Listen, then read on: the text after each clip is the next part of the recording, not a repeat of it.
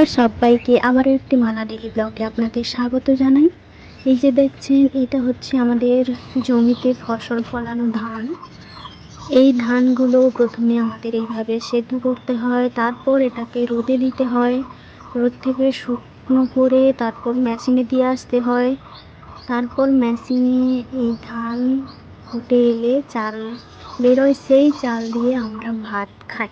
এত কিছু করলে আমরা ভাত খেতে পাই।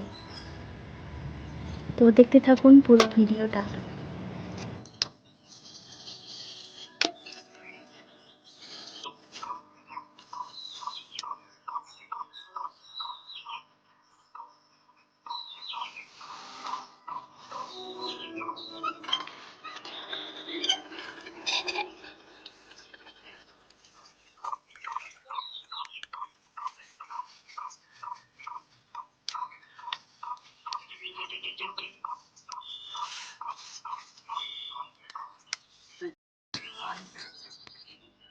এগুলো প্রথমে হালকা ভাপিয়ে এরকম দিতে হয়, আর এটাতে আবার জল দিয়ে একদিন সারাদিন রাখতে হয়।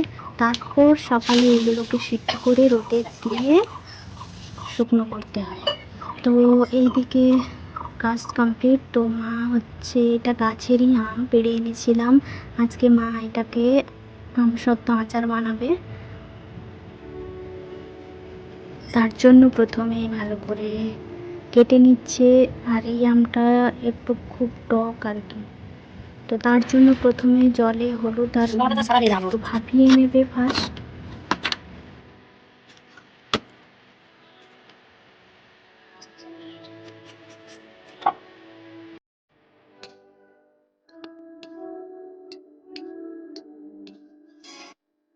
দিয়ে নেওয়ার পর তারপর সেই কড়াইতে দিয়ে দেবে 5 ফোড়ন, তেজপাতা, আদা কুচি কুচি করে দিয়ে দেবে।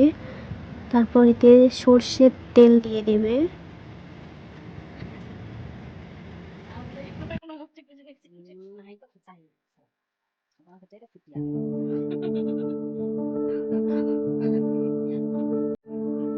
দিয়ে দেবে এলাচ, গোটা শুকনো লঙ্কা কেটে দিয়ে দেবে।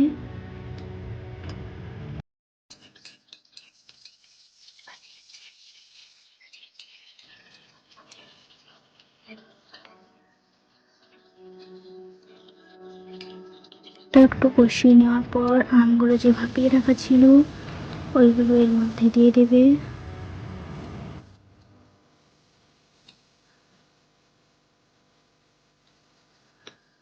এতে দিয়ে দেবে স্বাদ মতো লবণ, দিয়ে দেবে হলুদের গুঁড়ো,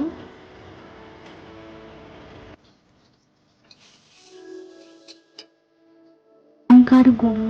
যে যেমন ঝাল খেতে ভালোবাসেন তেমন দেবেন, আমরা ঝাল খেতে ভালোবাসি তাই একটু ঝাল দিয়ে দিয়েছে।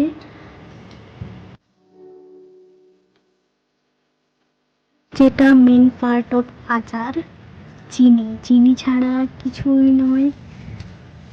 তো তারপর পড়ে গেল চিনি এর মধ্যে। আর চিনিটা হচ্ছে ততক্ষণ নাড়তে হবে যতক্ষণ না চিনি থেকে এরকম লাল লাল চিটালো ভাব আসছে।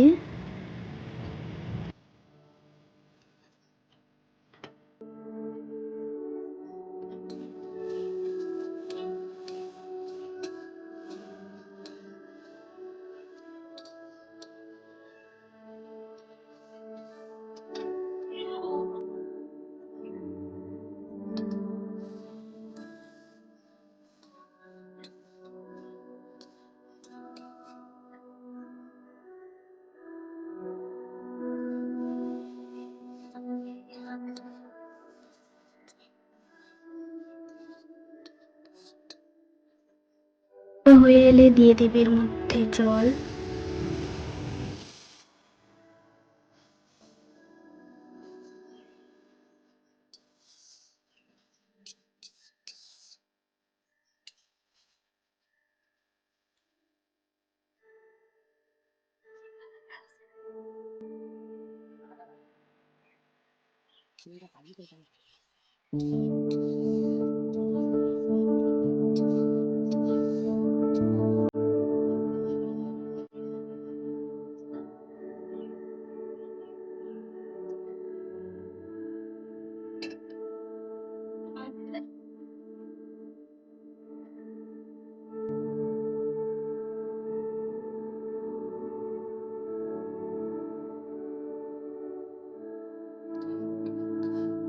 এটা ফুটতে ফুটতে যখন মরে আসবে দেখবে এইভাবে এরকম হয়ে যাবে,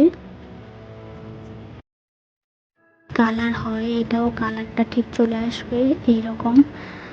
আর এই হচ্ছে আমের আচার, এইটা খাবো আজকে, দারুণ হয়েছিল, খেয়েও ছিলাম, টেস্ট করেছিলাম মা দেওয়ার পর একটু।